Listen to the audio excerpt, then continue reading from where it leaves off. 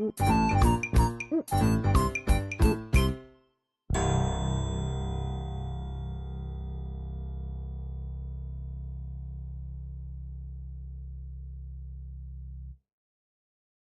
so honored to have Judy Arnall, the past guest expert, of our wildly popular webinar, Discipline Without Distress. Many of you may remember that one, everybody logging into the call now.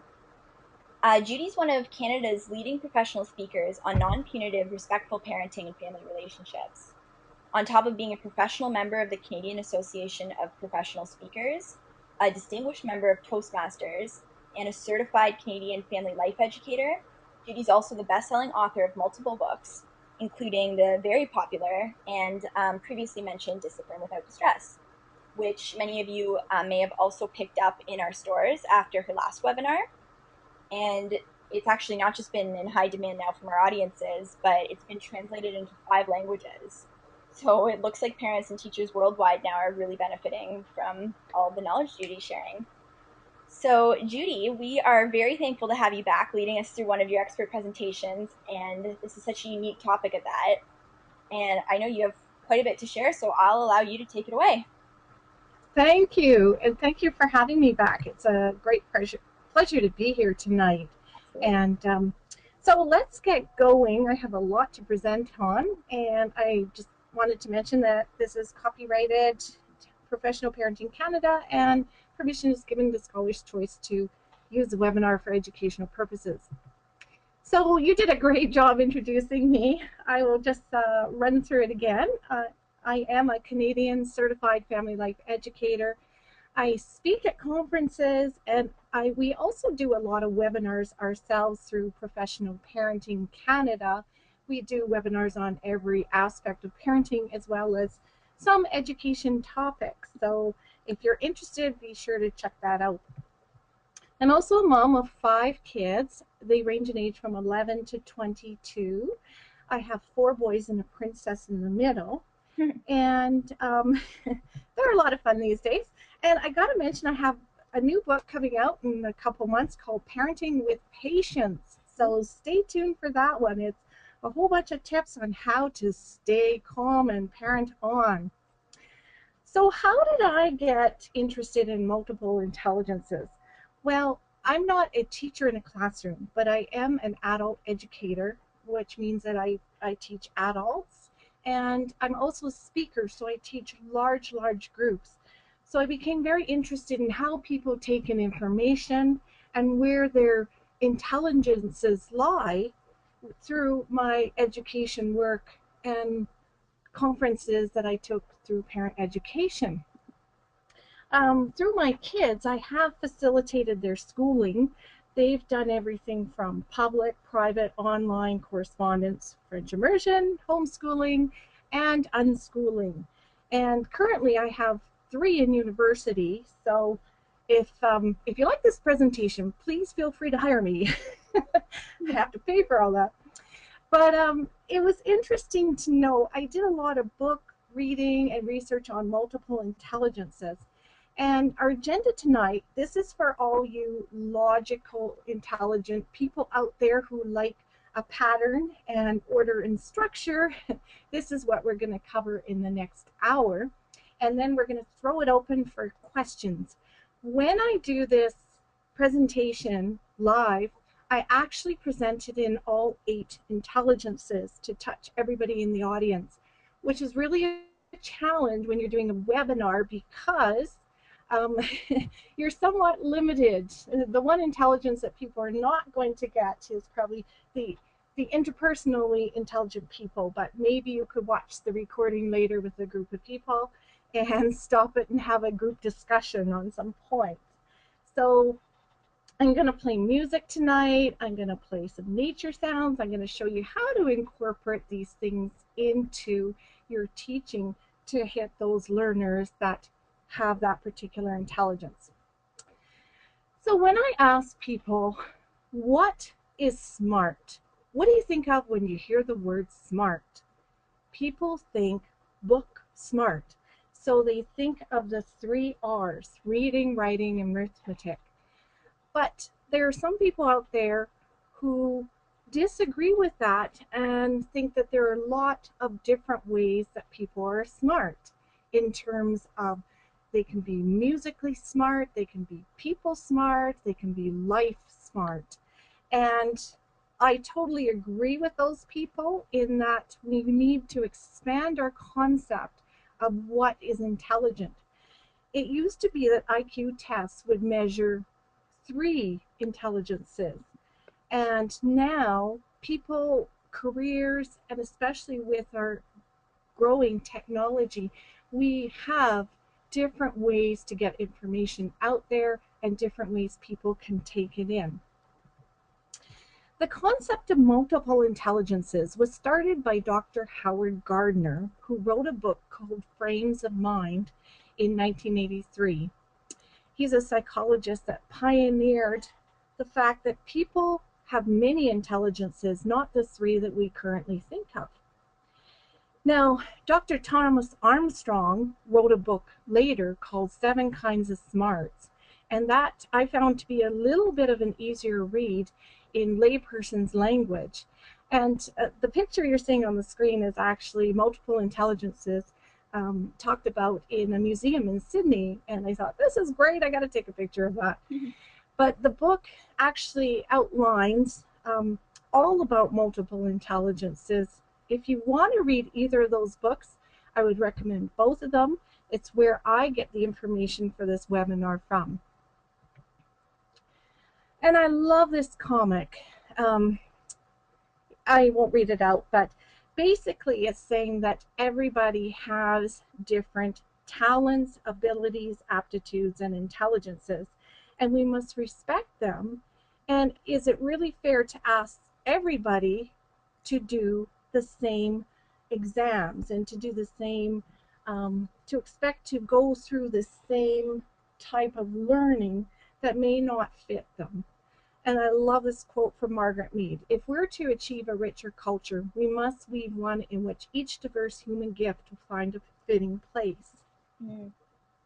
So here's a question. A lot of people think Einstein is very smart, but not enough people know that he didn't begin to read till he was about 9 years old.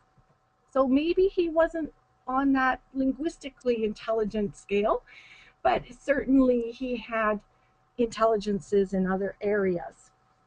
So let's look at them. There's currently 8 intelligences, 8 categories. And what an intelligence is the capacity to solve problems or to fashion products which are valued in one or more cultural settings. And in this model, all people are intelligent. There is room for everybody to shine in this model, no matter what their intelligence is. So intelligence is time, place, and culturally specific to how it's valued.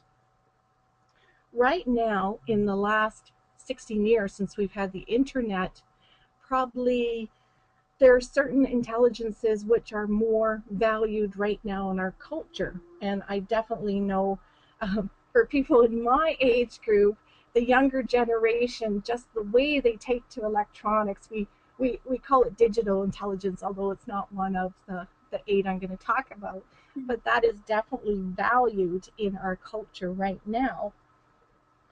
So within each intelligence, people have areas of strength and weaknesses. And that's kind of how intelligences differ from learning styles.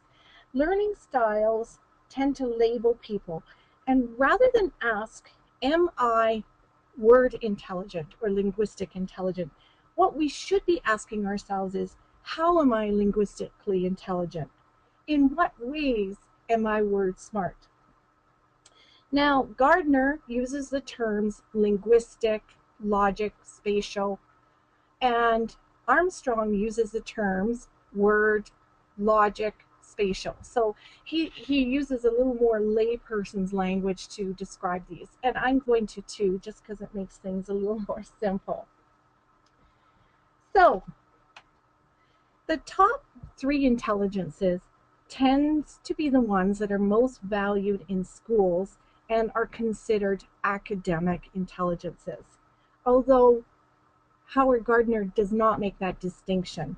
He puts all 8 intelligences on the same value scale. But unfortunately, when there's funding cuts in schools, what are the intelligences that get cut first? It's usually programs like arts, drama, jam, field trips, all those things that incorporate not the 3 word logic spatial intelligence, but more the music, the intrapersonal, interpersonal, nature intelligence. Now, every culture values all 8 of these intelligences, but not in the same way. For example, we value reading and writing in our culture, but there's 2 other ones. There's speaking and listening, and they don't quite get the same time in schools that reading and writing does. Although things are changing now with our electronic society. And we can develop all 8 intelligences to a certain level of mastery. A few of us develop 1 or 2 very, very strongly, and we tend to lag behind in others. So most of us stand out in a few, are moderate in some, and lag behind in a few. So in this model, all of us would possibly have learning disabilities. So we shine and we have learning disabilities because some we're not very strong in. So let's go through these. Oh, sorry, one more thing I want to add. In prehistoric times, the body intelligence was the most valued, obviously because you needed to run to get away from those mammoths and survive. So that was very culturally valued.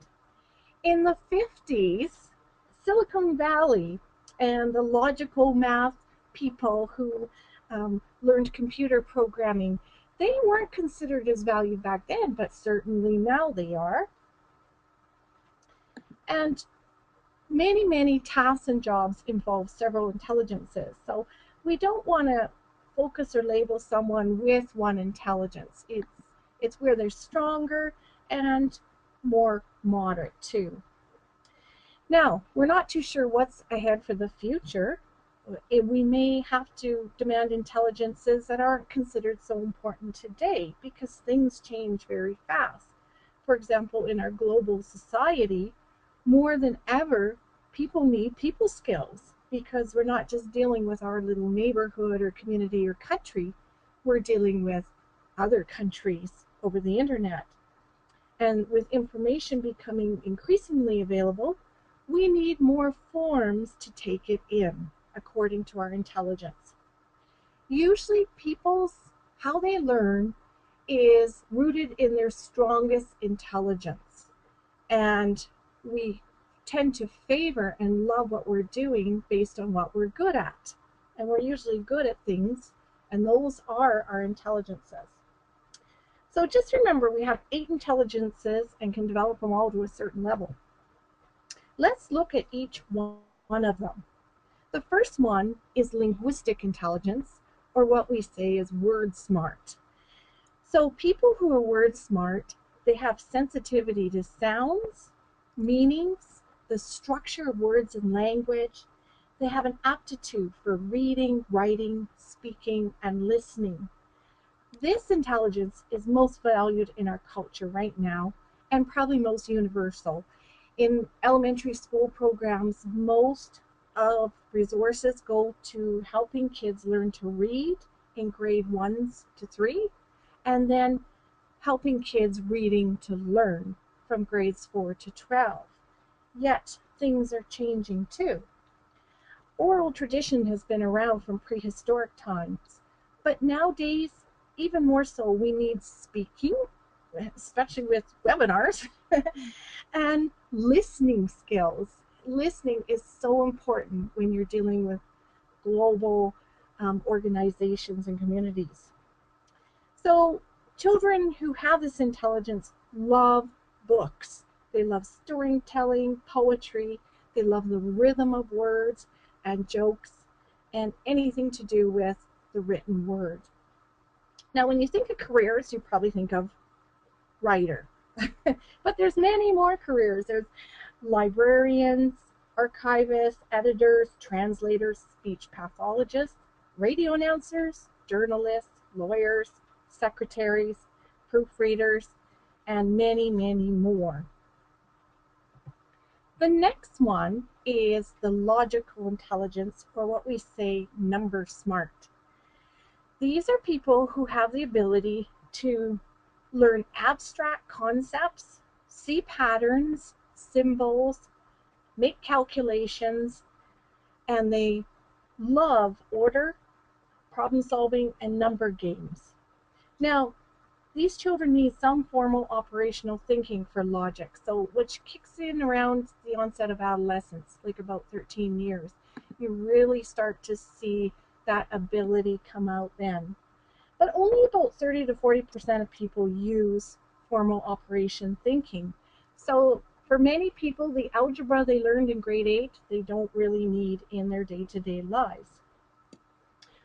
In the past, numeracy problems had too much focus on rote memory and computations and drills, and not enough on the wider arena of problem solving and estimation and probability, which we're seeing now more in the curriculum in the schools, is a wider, we're also seeing a lot more spatial teaching in terms of mathematics, which is really good. When you think of careers here, first one you think of is probably engineer, but there are many others. There's auditors, accountants, statisticians, computer programmers, insurance underwriters, economists, bookkeepers, and of course your science teachers. The next one is spatial intelligence, and this one we call picture smart. So these are people who use mental imagery to absorb knowledge. They have a sensitivity to art, to pictures, diagrams, visualization, movies, flowcharts, graphs, decision trees, maps, photographs, and designs. This is my strongest intelligence, and this is one I love to teach in.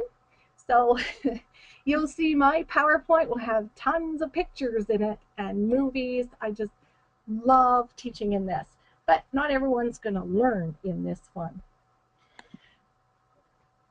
Now, most kids stop drawing or painting by about age 10 just because they recognize that their pictures don't look like the real things, unless they do have this intelligence in their artwork.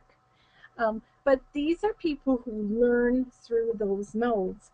And it's important to think we are moving this way in our icon-based society. Now, icons are replacing words. It used to be that Connects and Lego instructions were the only things that came with picture instructions instead of words. But I got a scanner for Christmas, and the instructions were totally in pictures. So you can see this is the generation we're moving to. If you look at our cell phones and our apps, we're all moving more toward icons rather than words and language. It can really throw some people off, though, that are really linguistic intelligent and want the words. Canada is one of the biggest users of YouTube, and on there you can find videos to show you how to do anything, from ironing a shirt to building a gaming computer to cooking chicken dinners. So Shakespeare did plays rather than written words, and in the past we read Shakespeare through the written word, but now we can go back to watching plays and movies of Shakespeare and still hear the word but also look at it too. Careers. When people think of this, they think of artists, but there's many, many other careers. There's engineers, surveyors, architects, urban planners, graphic artists, interior decorators, inventors, pilots, sculptors, photographers. So many careers are. The next one is the bodily kinesthetic intelligence. So this is body smart.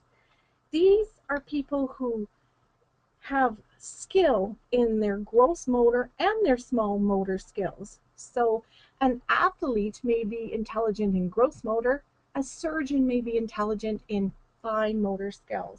They have balance, coordination, endurance, flexibility. This is not my intelligence. I go to aerobics class or Zumba, and I'm always 6 steps behind the teacher. It just doesn't work for me.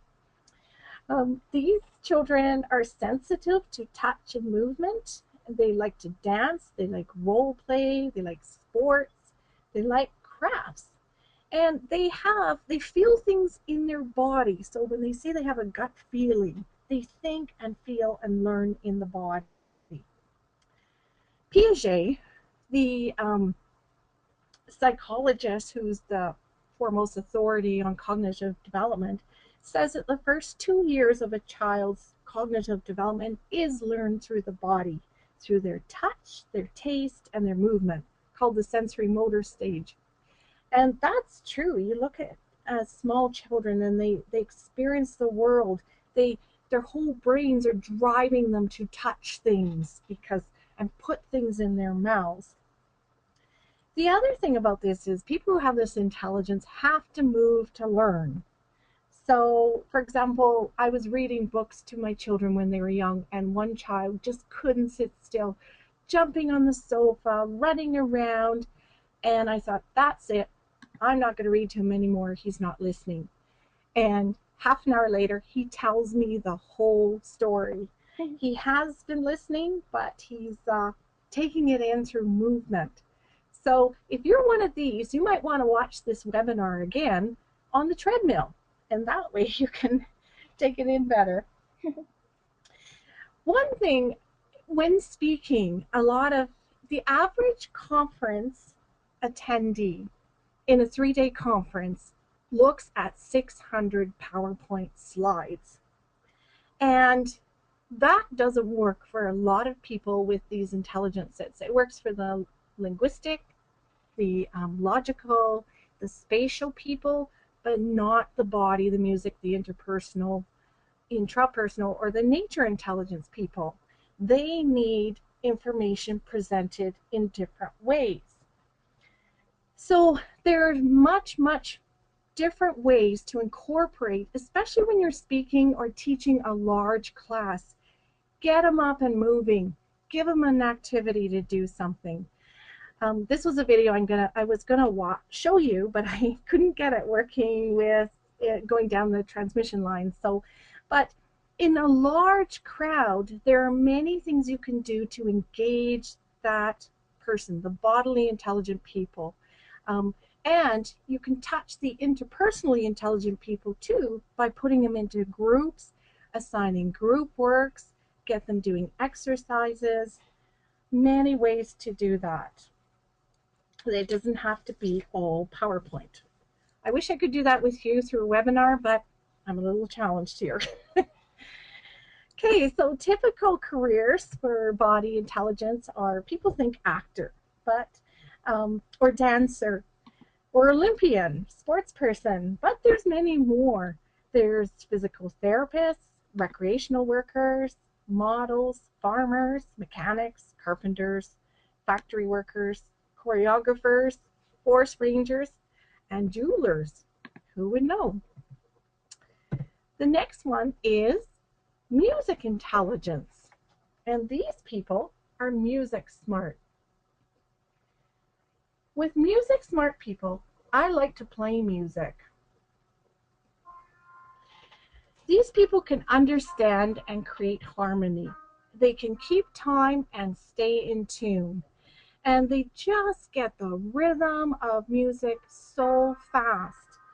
I'm not one of those, again. I wish I was, but I'm not. Music stimulates creativity. So research shows that background music can help these students absorb languages, math algorithms, and science concepts. Rhythm actually helps us remember information. Instead of listening to a lecture about how to spend time with your kids, Many people can just listen to the song Cats in the Cradle and get the same points, but in a very musical way.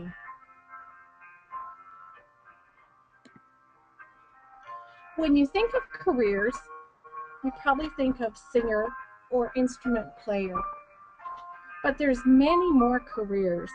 There's piano tuners, disc jockeys, music therapists, songwriters, studio engineers, conductors, choral directors, and many other types of careers. When I do present to large groups, I like to play music in the background for small group work and before and after presentations, because it just kind of helps people relax, get them into mode. It speaks to people who are musically intelligent. The next one is what we call interpersonal intelligence. People smart. These are people who have an adept understanding of others and their feelings. They love being group leaders and they can work collaboratively with others. They're able to decipher nonverbal communications, which account for about 60 to 90% of all information transmitted between people. They're able to figure out group norms and who's the dominant individual in a group, who touches who controls the flow of information, and patterns of eye contact. And they pick it up like it's an extra sense. And these all vary with culture, but they are culturally specific. These people have an ability to deal effectively with other people in negotiation, in influence, persuasion, and resolving conflict. Managers spend about 50 to 90% of their time engaged in interpersonal communication with bosses, subordinates, and clients. This is one intelligence which is kind of hard to incorporate into online learning. Online learning can incorporate most of the other intelligences, but this one's a difficult one, is to get people together talking to each other or to read people's nonverbal cues. This social savvy is not typically a part of most intelligence tests, and yet it may be the most important one for survival.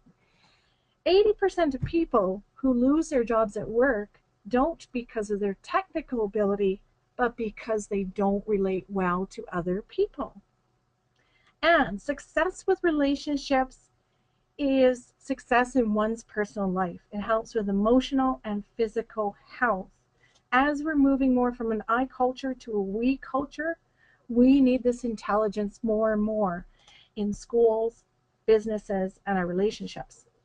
This is one of what we call emotional intelligence, is to read other people and discern their emotions.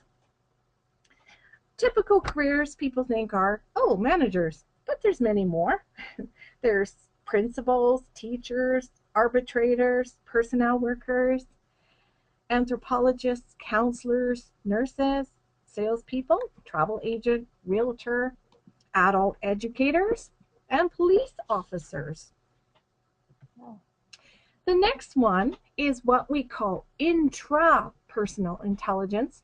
It's the other half of emotional intelligence, is understanding one's own inner life of emotions, goals, and intuition. So it's being self-smart. One is sensitive to their personal strengths and weaknesses. You often see children like this, and they're called early maturers, or they're considered old souls. They just have a wide range of knowledge about the way people and the world and relationships work. These people love solitude. It's a therapeutic emotional support for them. And they're very in tune with their own emotions. It's been said that if you want to teach someone, don't get a hook into their head, get a hook into their emotions, and your concepts get over to them much more easily. And that is true for these types of intelligently people. So, typical careers, you think, oh, probably counselor, but there's psychologists, clergy persons, therapists, program planners, entrepreneurs, as well as counselors. The last one is what we call naturalist intelligence or nature smart. These people have a sensitivity to nature. I hope you can all hear my little bird and insect chirpings here. So these people have an attunement to the natural world. They're interested in flowers, fauna, birds, animals, weather, and geological formations. These people usually have outdoor jobs. They're very sensitive to environmental issues. Some people have a green thumb and can just grow anything. And it's kind of sad because as we grow older, we tend to leave the natural world behind as we knew it as children. And we tend to bring it alive again in our hobbies, our jobs, or our interests. Typical careers people think of is farmer, but there's horticulturalists, biologists, veterinarians, winemakers, forest rangers, marine biologists, and landscapers. There are many, many jobs for this one too.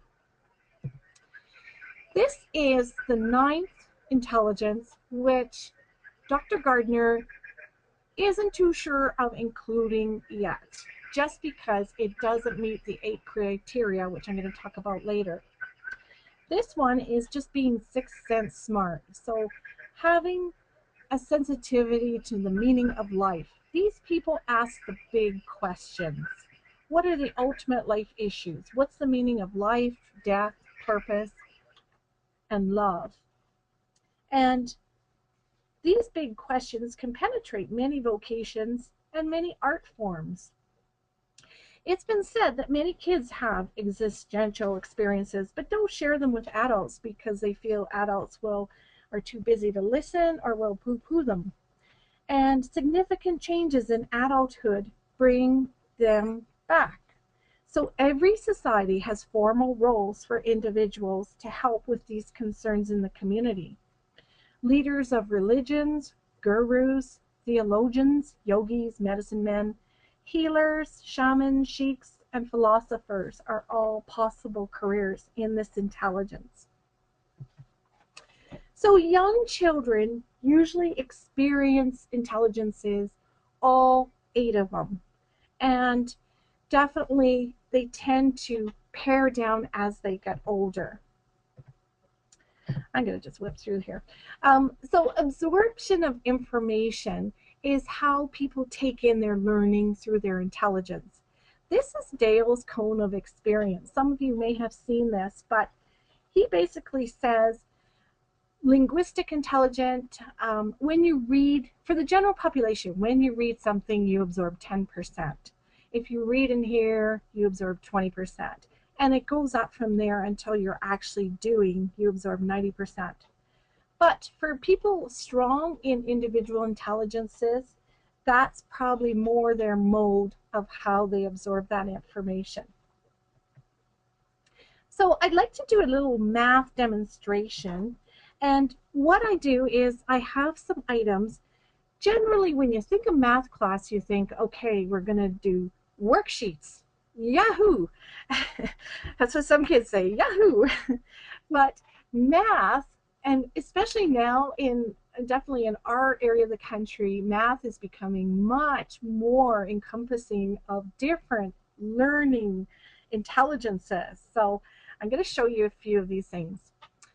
For example, a multiplication bingo game. That speaks to people smart and body smart people because you're up, you're moving, you're playing with not just yourself memorizing multiplication, you're playing with other people. Sometimes word math programs appear more to those word smart people. So they like to translate the numbers from the word problems. For body smart people, this was a real challenge I had for one of my sons, but a lot of schools now have this grid painted on their playgrounds. And for skip counting in math, you can get the kids to count by 2s, by 4s, by 6s, by 10s, on, and using their body helps them remember. For music, there's a lot of times table to rap music, to poems, to songs. It helps people remember. Pattern blocks, they work for people who are very picture smart, and it helps their fine motor skills, body smart. And just give a child a bucket of pattern blocks and they will sit there and just play and build and just reinforce those geometric concepts by themselves, just sinking it in. And I really love now that algebra is spatial. For us picture smart people, I can actually see what x squared is, and x, and units. And that is good. I wish I learned math that way. I probably would have done better. And it's really good for body smart people because they can manipulate with them. And for those nature smart people and body smart people, you know, group counting and borrowing from the tens and the hundred places. You can use shells, you can use sticks, you can use rocks, and a lot of things from nature. Nets and the containers they come in really appeal to picture people because you can roll them out and actually see the surface area of those geometric solids. And for body smart people, they can play with them too. Same with place value stamps. Those work too to get people moving and for picture people. This is something I did for my child to help him learn multiplication. So these letters were about about a foot long, and I put it out on the carpet and then I'd show him how to jump from the ones to the tens, and then we'd have little zeros as placeholders. But it really, really helped him learn through his body. And then there's your typical workbook people. And, you know, sometimes workbooks work for some people, but not always. Playing music. So when kids are doing homework and playing music in the background, it can add to their experience rather than take it away. This is math tag. So you give some kids the answers, you give some kids the questions, and you say, go tag each other on the playground. And again, geometric solids really, really help these different intelligences. So how do you tell what your strongest intelligence is? What I do is I get people to write down their interests. And very early you can see people love to do things they're good at. And they love to learn in those ways. So you can see pretty well where those categories are going to be. My university kids, I could tell pretty early the linguistically smart child loved books, spend all their time reading and writing. The child who was interested or more bent to art would do a lot of art, and he was very, very spatial. We could go drive somewhere and he could find his way out of a neighborhood like you wouldn't believe, or read a map, and it was really, really helpful to him in playing computer games because you have to have a certain sense of spatial awareness on a screen to know where you are for a lot of games. The Lego child who loved taking apart things and loved patterns and symbols, I could see very early he would have been very attuned to math, numbers, and logic. So, Howard Gardner talked about 5 criteria. How did he pick these? Is one question I had. Well, he had 8 criteria for inclusion in multiple intelligences, and that's why that Sixth Sense one isn't quite here yet. He said they all had to have symbols in the world. They all had to govern a particular part of the brain. They all had to have known people examples. They all have to start there has to be evidence of it in our early history of our human record and in different species. And it all had to have a distinct developmental age. You could start looking for them, and they had to be testable. So in terms of symbols, I'm not going to read all of these because you could just stop the webinar later and read them yourself. But as you look, the linguistic on the left translates to the line on the right. So in terms of symbols for linguistic intelligence, there's words, there's signs, there's languages. In terms of musical, there's musical notation. So every one of the intelligences does express in symbols. The brain areas. So for linguistic on the left side translates to the left temporal frontal lobes on the right side. Now this information comes from Dr. Thomas Armstrong's book. And there are known people. Savants are people who are really, really strong in one intelligence, incredibly strong.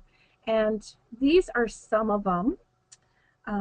Some people might remember the movie Rain Man or A Beautiful Mind, and those characters exhibited extreme logical number intelligence, but to the detriment of interpersonal and linguistic skills. For spatial, I would say Michelangelo was an incredible spatial artist. For body intelligence, I think of Michael Flatley, who invented river dance. For musical, who could argue Michael Jackson? He just had a beat, he just had rhythm that was just second nature. In interpersonal, and of course there's many people in all these categories. I just had to stick an example up there for all of them, but so on and so on there. And an evolutionary history. So for example, in linguistic, we could see there was early writing about 30,000 years ago, and so on. So in spatial, there were French cave drawings that we've seen. So there is evidence in our human history of these intelligences. It's not something that's come up in the last 150 years. Okay, so I'm going to do a little discipline example. So what I do is I'm going to, sometimes with parents out there, we use our words, we nag, we talk, we remind, and we wonder why our children are not getting it. Maybe we're not speaking to their particular intelligence. So, for example, let's say your child's misbehaved for some reason. You're reasoning with your child and showing them the logical consequences of their actions. That would appeal to number smart kids. Maybe you're going to use one-on-one counseling, goal setting, and contracting with your child. So you come up with a contract. That would work for self-smart kids. Maybe you want to observe how young animals behave with their own parents in nature shows and discuss how it relates to humans getting along. That would appeal to nature-smart kids.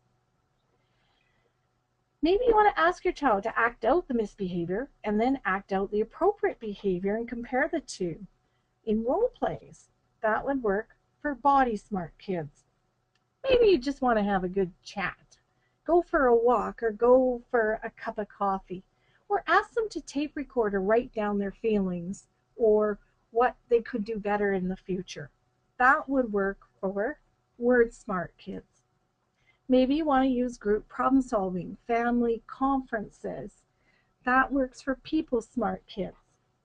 Maybe you want to find a piece of music that contains a message you want to give your kids, or use music as an relaxing influence for a child that's out of control. Just stick that iPod on their ears when they're tantruming. That really calms down music smart kids.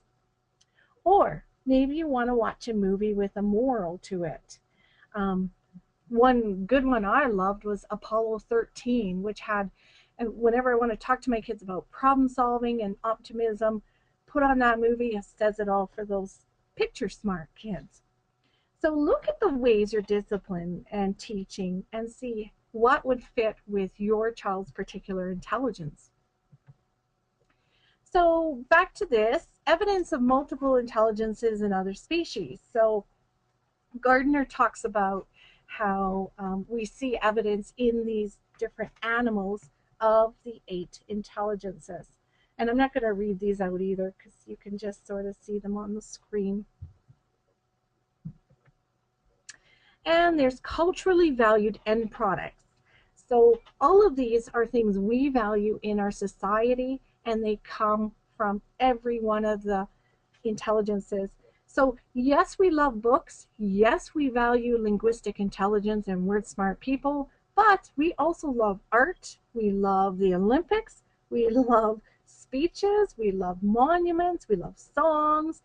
And we love scientific discovery. So we have to value everybody's intelligence. And there is, where do you see these intelligences in children? So linguistic usually starts from when kids acquire language, so age 2 to 3, all the way up. Logical, like I said, you see more in the teens when they get their abstract thinking skills, their formal operation. Spatial, 18 months on, as soon as they can hold a pencil, you can start to see art and pictures. Body, of course, as soon as a child starts moving and walking and getting into things, can be a little earlier than 18 months. Musical, children can start holding an instrument and understanding notes from some kids from age 3 on to elderly.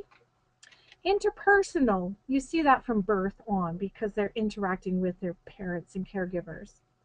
Intrapersonal, when children start developing a self-awareness, when they can recognize they're a separate person from their parent, which is about age 1 and on. Nature, 18 months and onward. And existential, probably about 5 years when they start becoming, asking the questions, and they're in that why phase. Why? Learning opportunities. I hate to say disabilities because it sounds like it's a bad thing, but as I said before in the beginning, we shine in this model, we shine in some areas, and we have disabilities in some areas. And that's okay because, especially with technology now, we can rise above it. So, like intelligences, learning disabilities affect specific parts of the brain, and they can go undetected in a particular intelligence because a lot of the testing for learning disabilities tests reading, writing, picture, spatial. They don't test for body, kinesthetic, or music, or interpersonal much in disabilities. But there are many ways to overcome it. So bypass it. So if, especially now in schools, we're finding it's great that people are learning in different ways, and you don't have to sit down and write a test. You can have a scribe, you can have a lot of accommodations. The knowledge is still in the brain, but to get it out, we can get it out in a lot of ways that are fit with the intelligences. We can compensate by using another intelligence.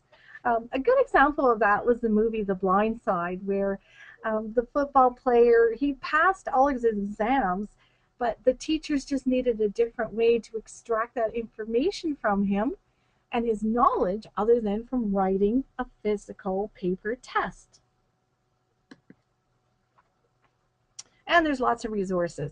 There's books for developing, there's organizations like Toastmasters for speaking. There's computer software like Kurzweil that will read textbooks. There's games, there's technology such as Dragon that can help write for people who want to speak. There's many electronics, and there's getting more all the time, which is a good thing. Are there gender differences in this? Yes, to some extent it's nature and it's nurture. So this again is from Gardner and Armstrong, where girls tend to talk faster. They tend to be have more of an edge in their linguistic intelligence.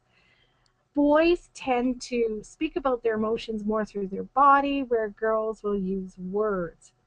On the other side, boys are more logical and spatial, but just very slightly. In terms of And that may explain why boys like video games more. Maybe that's a socialization thing, though. Body intelligence, it's still boys and girls equally. Same with musical. Interpersonal, girls have a bit of an edge just because we don't know if that's socialization, but girls tend to, if you've ever had a birthday party with 10 girls, they all sit together and talk. You have a birthday party with 10 boys, your house is trashed. Boys, interpersonal, slightly ahead in that one, just because they start to get to know themselves a bit more. And the other two are equally the same. Barriers to developing intelligences. As adults, we're too busy. So we may work as an engineer, but we don't have time to play our guitar in a band if we're out on the road all the time traveling for work. So we may leave it until retirement, or we may find it later in life. And there were definitely more late bloomers in their intelligences. Parent disapproval. Now that's a big one for body or music or nature. Parents tend to not quite like it when kids are going to be video game testers, or they're going to quit school and join a band, or they're going to be an actor or model. And that may slowly trickle down to kids, but those kids do very well in that intelligence too. And same with society disapproval. There's definitely video games right now are looked at as frivolous and non-educational, and yet that there's a huge opening there for teaching kids through video games that is probably going to come up as the next crop of developers and teachers come through and have grown up with that tool. So learning styles versus multiple intelligences. A lot of, if you're learn visually, you're probably smart in spatial, logical, and linguistic. If you learn auditorily, you're probably smart in linguistic, musical, and interpersonal. And if you're a kinesthetic learner, you're probably in nature smart, interpersonal, and body smart. So, teaching concepts. What can you use for different intelligent people? I'm not going to read all these, but I'll just give you a minute to look at them in the screen. And these are some things to vary your teaching to make it much more interactive rather than PowerPoints.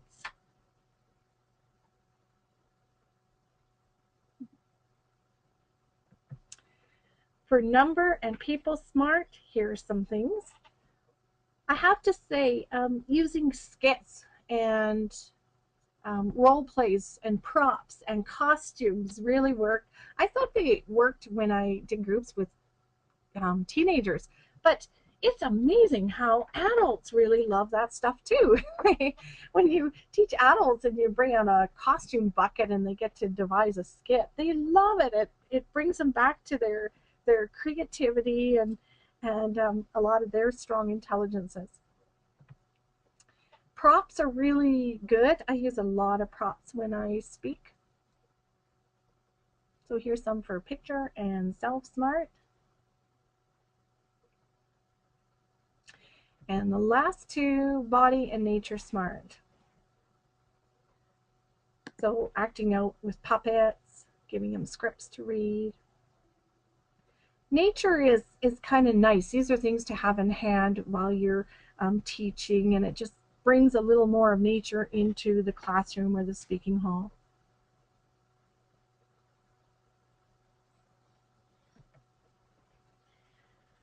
Okay, so the last thing I want to do is just wrap up a little bit that every person is intelligent and we should celebrate it. Every person is gifted. When people ask me or tell me that they're sending their child to a school for gifted kids, and I ask them, oh, in what intelligence are they gifted? They kind of look at me funny.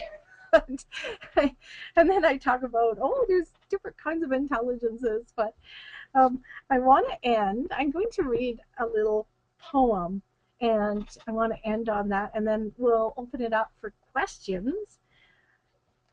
So the poem starts. Actually, it's a story. It's not a poem. Sorry. There once was a story about animals who decided to create a school for climbing, flying, running, swimming, and digging.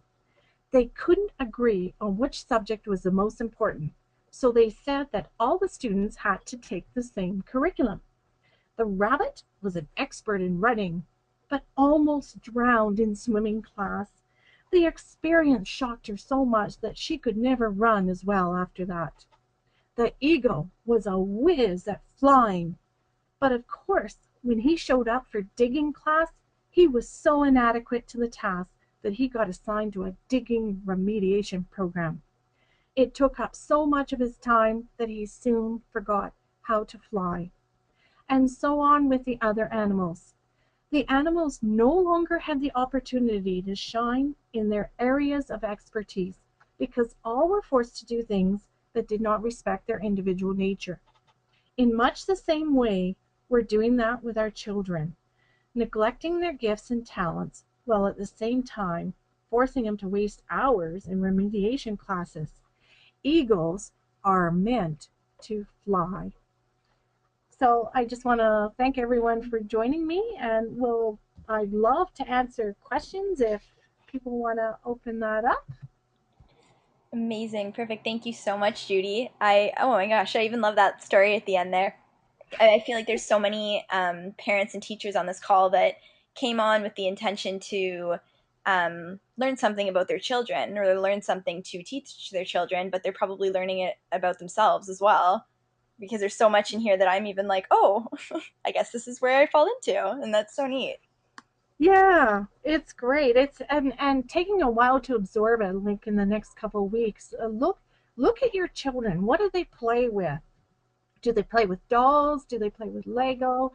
Do they love doing crossword puzzles? Or maybe they just love watching movies and don't like picking up books. Well, our society is adapting to them too. So um, it's good.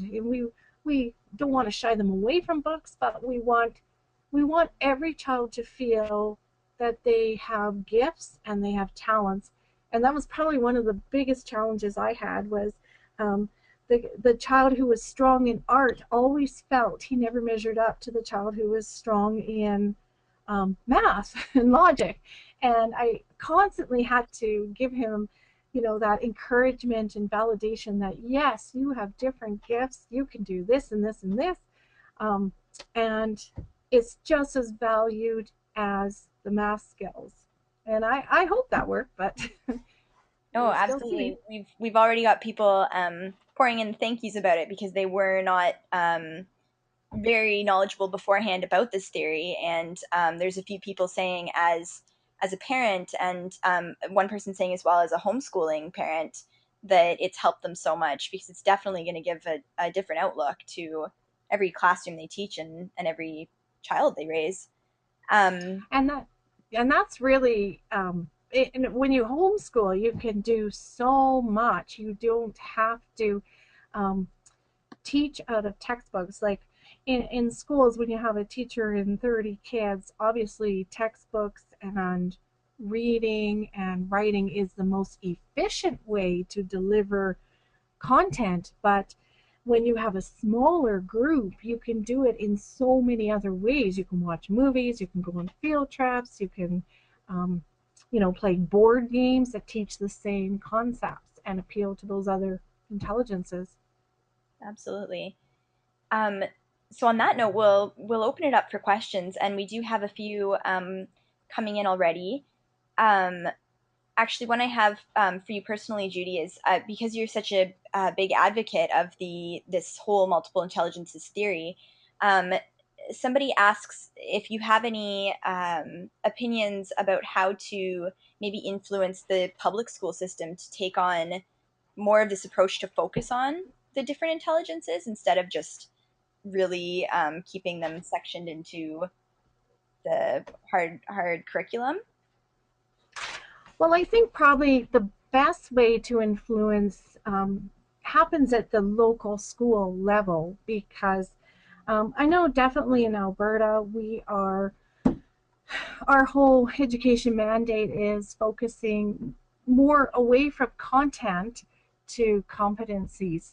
And I'm sure that's happening across Canada too in other schools. But at the local level, join your school council, because you get input there. You get to give input to talk about, well, how is math being taught in grade 4, or how are we incorporating different intelligences in that.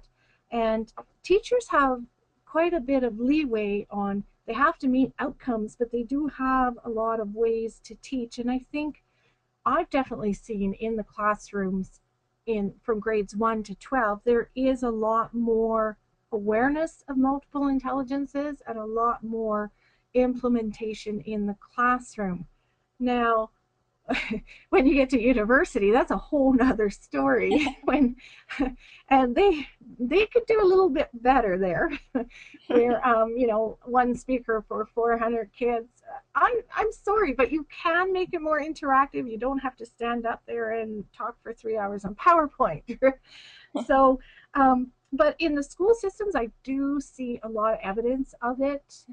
Not so much maybe in the high school grades, but that's probably because there's so much content to get in there. And I think a lot of educators feel, sometimes the best way is to just assign readings and get kids to read. But definitely parents at home, if your child's struggling with math questions, say fractions in a textbook, ditch the textbook, supplement at home by getting in the kitchen and baking or cooking. That is going to appeal to your child if they're a body intelligent person or interpersonal.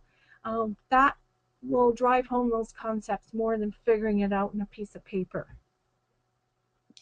Perfect. So, I mean, on that note of certain schooling as well, we have a few people asking about Montessori, a few people asking about fully private schools. Do you have any opinions on those about maybe what's a good one to lean towards if parents are just starting to get their children into the school system? I would say I can't say much on that other Right. than because schools are so different. Every school, even across Montessori schools, it's so different at each school and local level. And basically, the huge factor is the teacher. Your child's teacher is going to be their best experience in learning.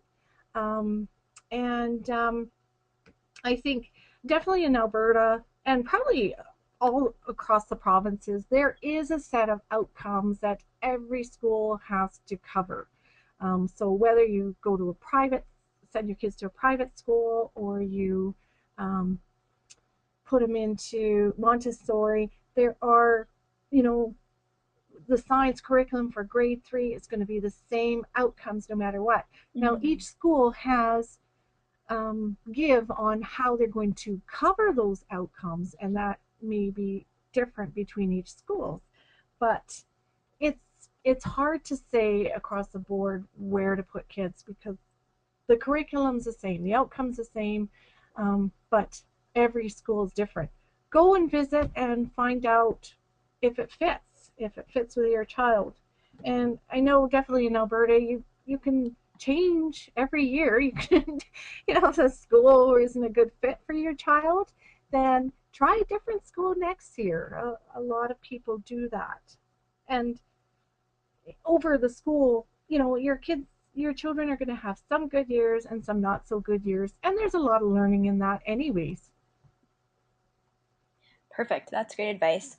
Um, this is an interesting one, and I'm not sure if you've run into this personally, but do you know how the autism spectrum disorders might affect intelligences? As it's I guess been very common to show that they need kinesthetic and visual learning, but may not necessarily be the strongest in those categories. Hmm. I know Dr. Thomas Armstrong's book. in their own way in Seven Kinds of, no, sorry, in Seven Kinds of Smarts, he does talk a lot about um, different learning ability children. So I would recommend pick up that book and give it a read, because I think he does talk about autism in that one. Um, that's a question I probably have to research a bit before I Mhm. can answer here. Yeah, no problem. Sorry, do you mind repeating the name and author of that book? It was Dr. Thomas Armstrong, Hmm. and the book is called Seven Kinds of Smarts. Perfect. So there's a couple people that were just asking very similar questions. So it's for everybody in the Yeah. audience there. We actually have quite a few homeschooling parents on the call, so this is great. They're finding a lot of benefit in this.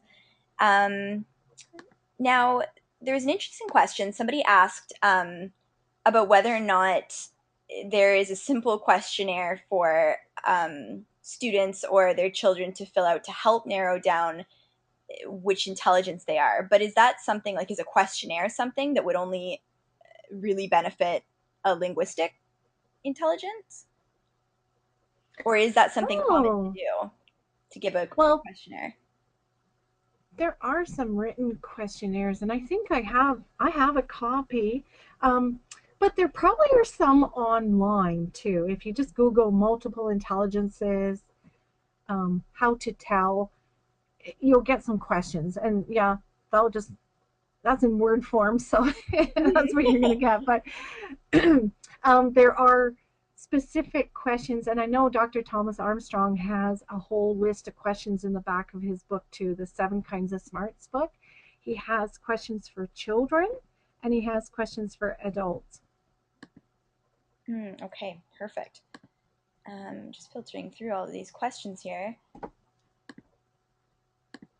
Boy, quite a few coming in here.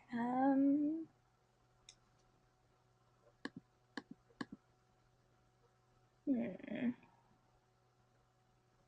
There's so many that are very similar and just worded in different ways. Trying to use Right, my right, word yeah. intelligence here. Um, oh, actually, here's a good one. On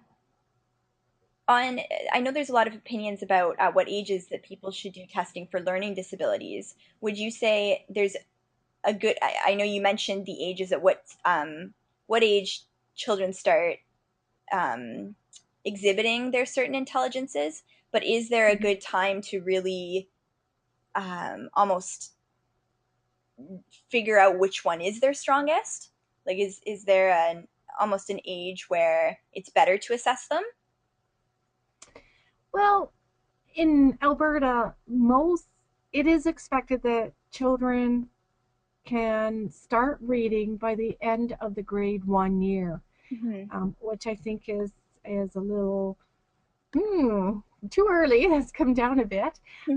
So if a child goes more than a year, so say they're starting grade 3 and they're not reading yet, then um, teachers will suggest maybe getting them tested for learning disabilities. So usually young kids, I don't think anyone has to worry about it until children start school in at age 6, grade 1.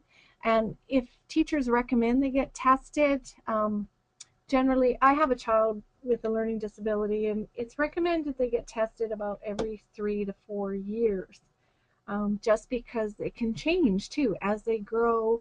Brains change. Definitely in adolescence, brains get their abstract thinking.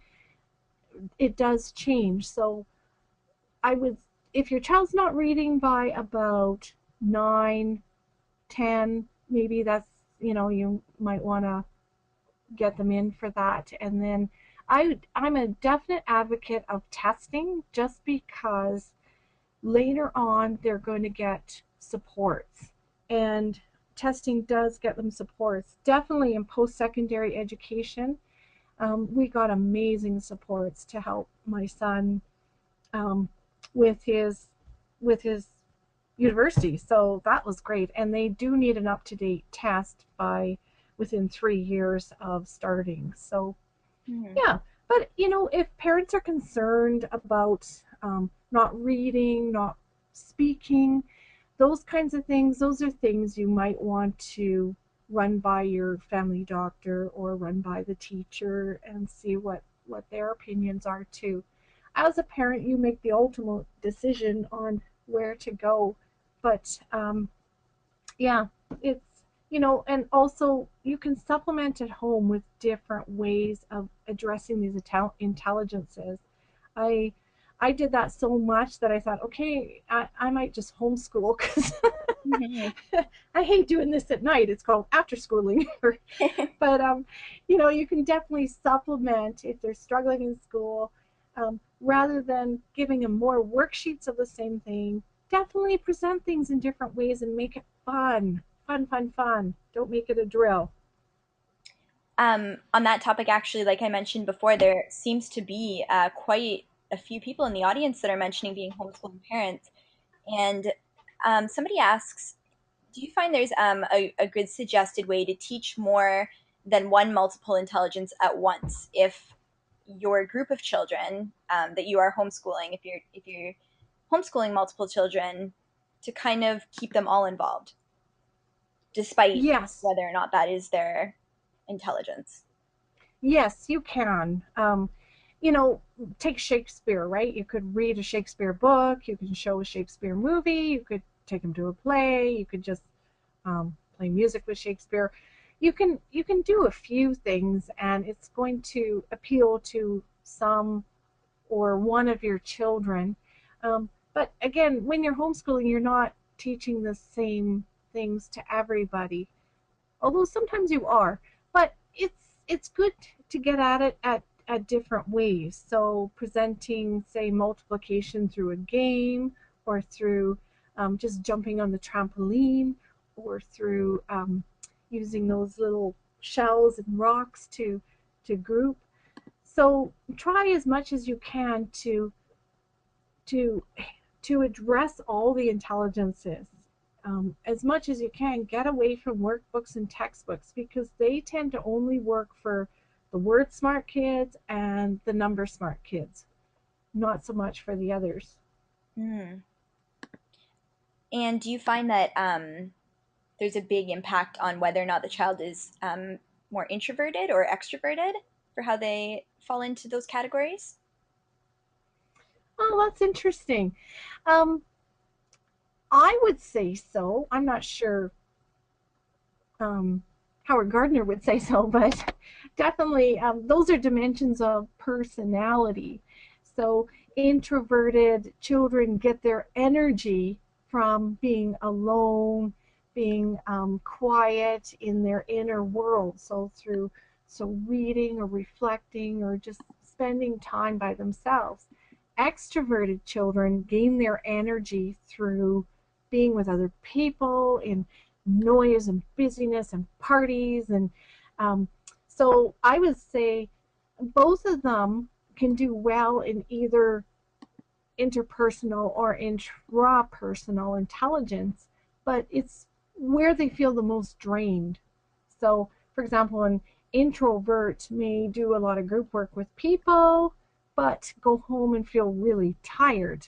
Mm. An extrovert may have to do some reflection exercises at school, but may feel tired after that because they need the buzz of other people. So they go out at recess and feel the buzz. So definitely, yeah, they can work in both intelligences, and they're probably strong in both, but they get their energy from their respective introversion, extroversion. Really interesting. I definitely feel like I feel like for many people in the audience, they may find listening to this whole webinar the second time around or the third time around, especially if they're picture intelligence, um, Yeah. checking out these slides again will answer very many of these questions being asked again as well. Um, Mhm. and on that note, I'm very sorry to those questions that we haven't gotten to. And if there is something that you found that wasn't answered throughout the presentation, Judy is very accessible to answer those questions. And I will follow up with her information in just a little bit. Um, so actually we'll move on now to the gift card draw, as I know that we are coming to the end of our time together tonight, and I want to just offer this to the whole crowd that is sticking around. And I'm just putting the list into an automatic selection tool here. And I'll let you know if you're not already aware of it to the audience. We do give away a $100 Scholar's Choice gift card on every call. And to be in compliance, this draw is open to Canadians in provinces except Quebec. There will also be a mandatory skill testing question to follow. So if I call your name, I'll record your email and send you a follow-up with the prize waiver sheet. And I'll just click the tool here, and it's come out with the name, and I'm sorry if I'm pronouncing this wrong. Keely Neffin, I believe. Keely Neffin is the name. So Kealey for the first name and Nephin for the last name.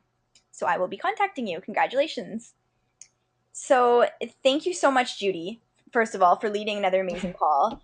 And to everybody in the audience, if you are interested, like I said, in learning more about the resources Judy offers that include really popular keynotes, she does workshops, has best-selling books, you can head on over to professionalparenting.ca, where you'll be able to access the wealth of that information. Judy, what is the best way for them to contact you with a question? Oh, they can just email me. I'm at jarnall@shaw.ca, and I would be most happy to answer as much as I can. So, Perfect. That's amazing for yeah. everybody that we may not have gotten to. And also at the Scholar's Choice stores as well, you can find Judy's Discipline Without Distress book, and you can find that past webinar that she hosted on our community site. So if you found this webinar valuable, like I mentioned, that site, community.scholarschoice.ca, is where you'll find all of the previous webinars that we have hosted in a blog format and more educational articles.